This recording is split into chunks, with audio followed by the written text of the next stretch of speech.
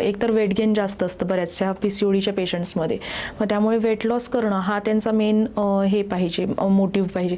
तर वेट लॉसमध्ये तुम्ही मग पूर्ण फॅट्स असलेले पदार्थ कमी करणं किंवा लेट नाईट खाणं बंद करणं किंवा मील पोर्शन कमी करणं, फक्त चपाती भाजी आणि भात खात असाल तर फक्त भात कमी करणं, फक्त चपाती भाजी एक वेळ खाणं, एक वेळ भात खाणं, अशा पद्धतीने तुम्ही पोषण कंट्रोल केलं.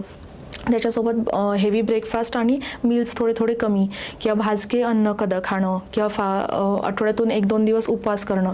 उपवासामध्ये पण खिचडी नाही खायची किंवा बटाटे वगैरे नाही खायचे, कारण की ते परत जड असतात आणि वजन वाढवणारे पदार्थ असतात. तर उपवासामध्ये तुम्ही फक्त ताकावर राहणं किंवा पाण्यावर राहणं किंवा फळांवर राहणं असं तुम्ही केलात तर नक्कीच PCODमध्ये फायदा होतो. आणि आम्ही सांगतो की शक्यतो पांढरे पदार्थ आम्ही PCODमध्ये कमी करा. मग त्याच्यामध्ये दुधाचे पदार्थ येतात, दही येतं, नंतर मीठ येतं, हे सगळे तुम्ही, आणि साखर महत्त्वाचं म्हणजे, कारण की साखरेमुळे खूप वजन वाढतं आणि ते कॅल्शियम पण कमी करतं.